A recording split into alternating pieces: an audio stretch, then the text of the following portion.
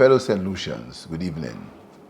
The government of St. Lucia, when under the administration of the St. Lucia Labour Party, has always made the welfare of workers a priority and sought to ensure that wages are in line with the local and international economic environments.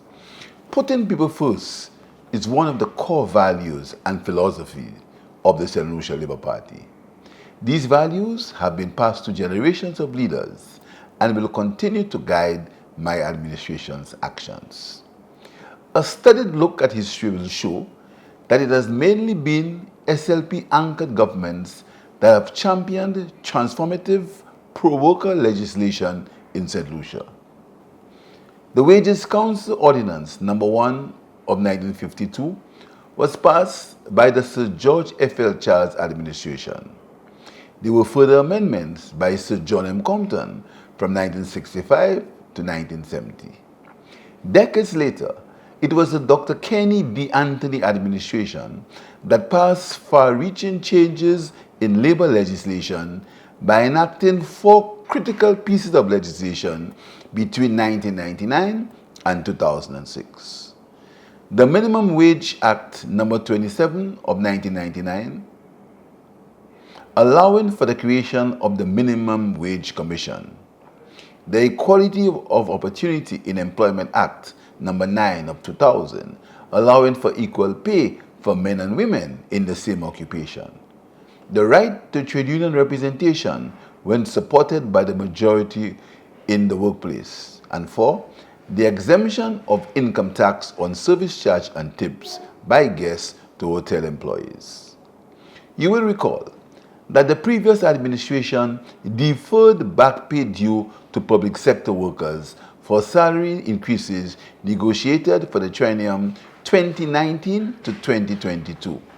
Faced with a very difficult fiscal position upon assuming office in 2021, my administration has honored the previous government's commitment by making the following payments to public sector workers. In December 2022, 6.8 million back pay was paid to public sector workers. In March 2023, 11.5 million back pay was paid to public sector workers. My government, cognizant of the fact that pensioners had not received any increase in their wages under the previous administration, has taken the following action. In October 2022, 1.5 million as a first one-time cash payment of $500 to every pensioner. In November 2023, 1.7 million as a second one-time payment of $600 to each pensioner. In August 2024, government pensions were increased to a new minimum of $725 monthly.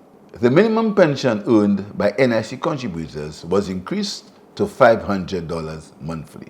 Further, in December 2024, a first ever $500 Christmas bonus was paid to all public sector workers and pensioners.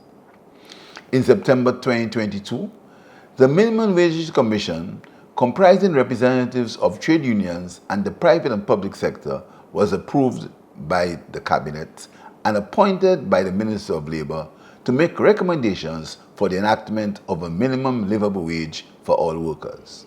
In October 2024, the first ever minimum wage for workers was implemented, guaranteeing a minimum wage of $1,131 monthly.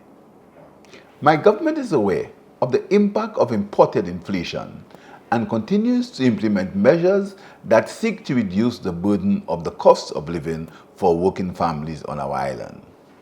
We have increased the tax threshold to $25,000 per annum, removed service charges on basic foodstuff, provided subsidies on cooking gas, flour and rice, removed VAT on essential building materials and sanitary products, negotiated and facilitated the importation of poultry, meat, beef and pork products from Brazil in search of reduced prices.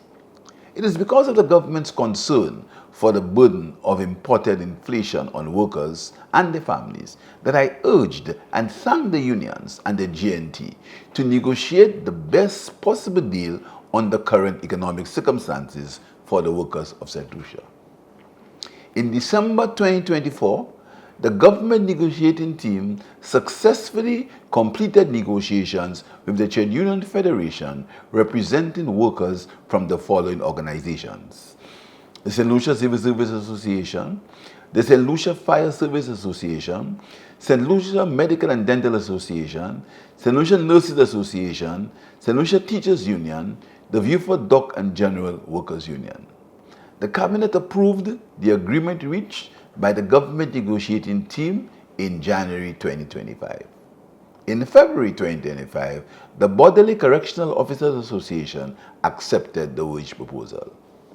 On February 2025, the government will pay a 6% tax-free back pay to all government employees from grade 1 to 18 for the triennium from April 1st, 2022 to March 31st, 2025. The payment will amount to approximately $34.5 million and will be applied as follows: 2% salary increases for fiscal year 2022 to 2023, 2% for the fiscal year 2023 to 2024, and 2% for the fiscal year 2024 to 2025. The back pay will be paid to all eligible public officers, fortnightly employees, and pensioners employed during that period. The government will also pay the increased salaries from this month on February 20th, 2025. In addition, eligible statutory bodies will receive an adjustment to their subvention to allow for the processing of back pay and salary increases for their staff. The government has also given consideration to pensioners who retired prior to April 1st, 2022 and would therefore not benefit from the triennium increases and back pay granted to public officers between grades 1 to 18. As a gesture of goodwill, the government has agreed to pay a one-time bonus of $500 to all pensioners who retired prior to April 1st, 2022. This one-time payment will total $1.5 million and will also be paid on February 20th, 2025. Going forward, public officers from grade 1 to 18 will receive a 7% salary increase for the triennium April 1st, 2025 to March 31st, 2028. This increase will be applied as follows: 2% for the fiscal year 2025-2026, 2% for the fiscal year 2026 to 2027, and 3% for the fiscal year 2027 to 2028. Although negotiations between the government negotiating team, the GNT, and the Police Welfare Association and the National Workers Union are still ongoing, police officers and fortnightly paid workers represented by the National Workers Union will receive their back pay together with other public sector workers. However, I have instructed the government negotiating team to use their best efforts to ensure that negotiations on issues of concern are resolved in an amicable manner at the earliest possible opportunity. My government is also in receipt of correspondence from the TUF, and discussions are ongoing on the matters raised. I want to thank the Trade Union Federation, the government negotiating team, public sector workers, and the Cabinet of Ministers for working diligently and collaboratively to reach an agreement during the negotiations. I expect all public sector workers to make a special effort to improve workplace productivity for the benefit of the people of St. Lucia.